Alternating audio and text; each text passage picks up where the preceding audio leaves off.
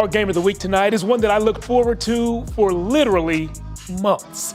LBJ's hosting Wimberley. Two dedicated fan bases, two athletics programs with tons of history, and two football teams that have made recent trips to state championship games. This matchup featured two local big dogs who are both ready to bite.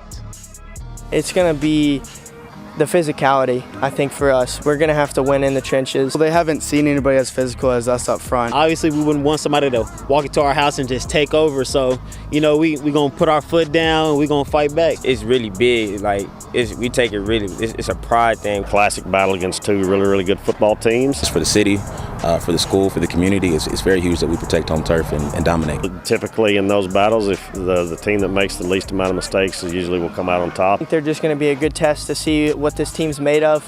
Is this team going to come out and answer the bell?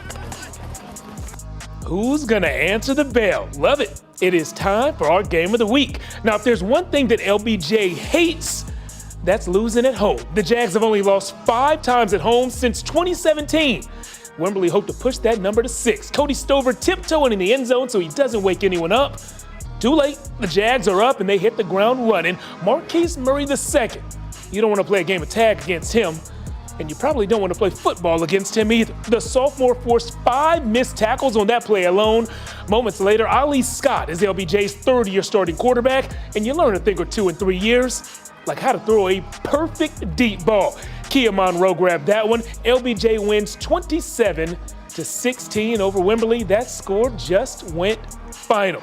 You guys have now seen the highlights and you know that final score, but there's always a story inside the story. And for that, I want to toss it over to my friend Corey Mose, who just finished talking to some of those Jaguars who are celebrating a win. Corey, what's going on, man? Yeah, what's up, Jet, man? What a sensational game here tonight. Now, it was funny coming into this game. I was honestly intrigued at how this was going to play out because you have Wimberley, who prides themselves on physicality, and LBJ, who loves to show off their speed. As you saw in the highlights, those speeds play a factor tonight. But I would say in the fourth quarter, with about 8 minutes to go, there's one key play. Wimberley was driving down by 2 scores, but they were looking to score a touchdown until Yaheem Riley makes a big-time hit, causes a fumble, and honestly sheds all the momentum that Wimberley had. Caleb Crenshaw then goes down the field and seals the deal for the Jaguars. And man, it was one physical game, and I would say LBJ stepped up to the table with that physicality, including Yaheem Riley in that secondary. I was able to talk to him, Caleb Crenshaw, and also Coach Rawls after the game. All right, Yaheem, bro, this secondary was flying around tonight. You caused multiple turnovers. Your other boy caused multiple turnovers. What was it about this secondary that made y'all so aggressive and physical tonight? All week, we just been putting in that work, watching film on them all day, every day, through lunch, nighttime, whatever. And we just came out here and worked it and showed it off. And you said y'all showed it for the city, yes, right? What does the city mean to you and to be able to show this tonight against a good team in Wimberley? Just because, like, I wouldn't hear, like, when they went to state 2 years ago, but, like, they made a statement for us. So I feel like we got to do the same, and I just feel I got the power to do it, so we going to do it. Gotcha. You're going to do it with this guy over here running the rock, right? Caleb Crenshaw. Bro, over 150 yards rushing with about 8 minutes to go. They put the team on your back to run out the clock. In those moments, what do you like about those moments? I mean, I just like that the coaches just trust me to put the ball in my hands, and I could just thank my line because, like, I'm nothing without my line. So shout out to my Hogs because without them, I can't do nothing. And, Coach, let me bring you in here. You just told them in the in-game huddle, y'all are one step closer to y'all's goal. What type of step did y'all take today being a really good squad in Wimberley? Well, like I say, give credit to Wimberley. They have a great staff. They have a great program.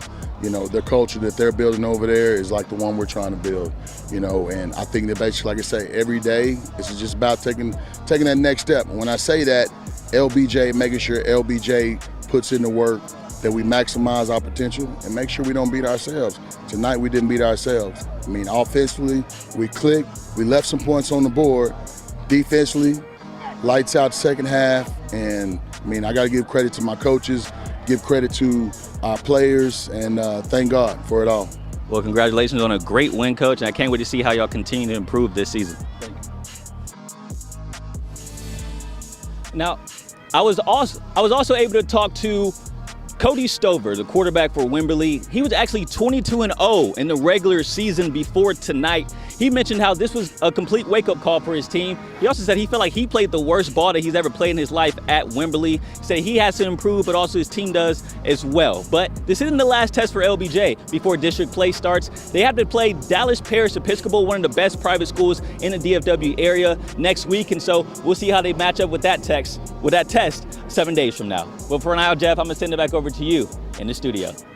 Corey, great job, man. I saw that you talked to Coach Rawls. I actually talked to Coach Rawls before the game today, and he and I agreed it would really be something if in December we thought back to today and said there were 2 state champions on that field. It's very possible. I'm glad you got to see the end of that game and drive safe, Corey.